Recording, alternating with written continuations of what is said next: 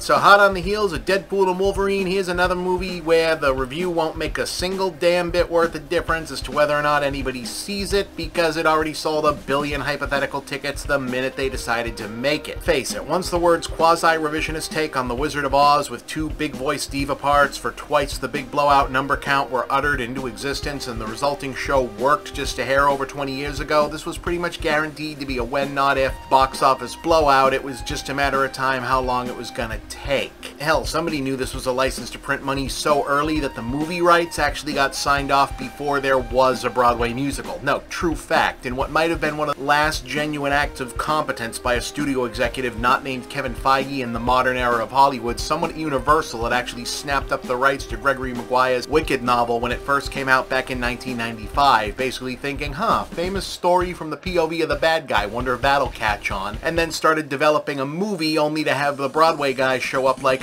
so we actually kind of also want to do this book but with songs, right? Maybe we can put a pin in a movie version and work something out, potentially a lot more money for both of us down the line. So in a sense, Wicked the movie part 1, an extended adaptation of a musical based loosely on a novel by Gregory Maguire, which was itself based loosely on both The Wonderful Wizard of Oz book and the loose adaptation it received into a feature film in the 1930s, has been in development since before Wicked the musical was a thing for it to be adapted and expanded from. And none of that really matters here because it's one of the biggest shows and highest selling soundtracks of all time, and if everyone who loves it simply shows up on release just to hear the new arrangement of exactly 3 big songs and find out where the original cast cameos are, it'll be one of the biggest, if not the biggest movie of the year in a walk, which is the definition of criticism proof, so no one will care when I say that it's fine. I mean, it's way too long and it suffers in all the expected ways that a very straightforward shoot the material and please the crowd adaptation of something that was groundbreaking and influential 20 years ago is going to be 20 years after the fact. But taken as its own piece, it's a colorful spectacle where the 3 big songs are all worth sitting through a mostly predictable storyline for, and the actors are engaging and charming more so in the narratives about their relationships and interactions, and significantly less so when it's trying to keep us invested in a palace intrigue melodrama and ever-looming dark secret reveal that's all built around, you know, a shocking twist waiting in Act 3 that can't really be a twist because everybody knows what the deal actually is about the Wizard of Oz, and that's the whole reason anyone knows references to the story of the Wizard of Oz. Like, it's not the biggest issue, but having so much of the narrative build-up in this being dedicated to these ominous asides hinting about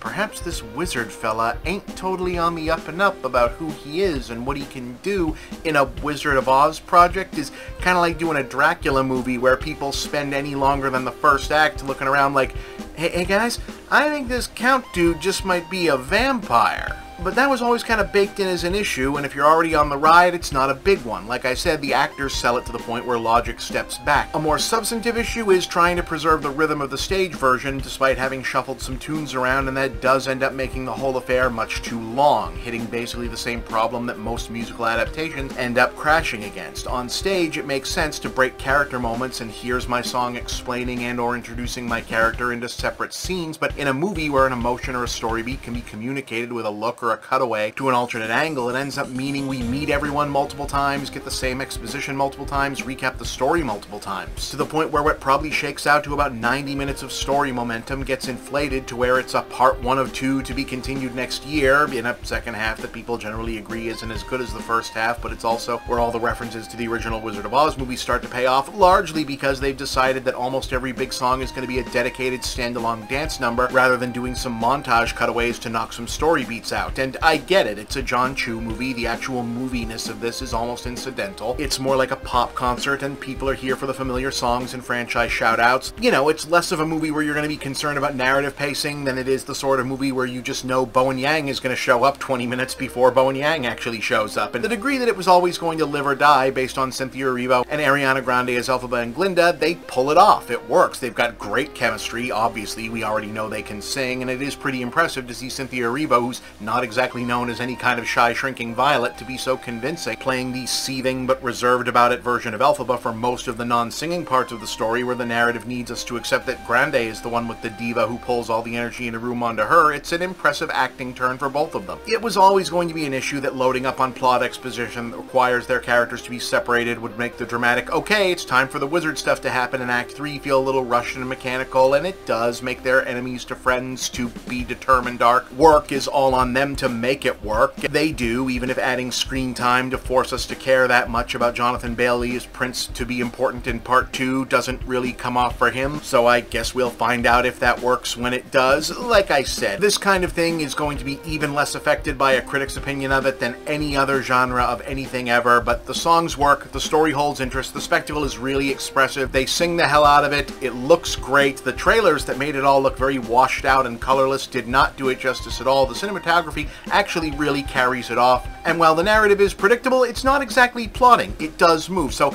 call it a 7, have the good time you're planning to have since it went on sale, and enjoy the show.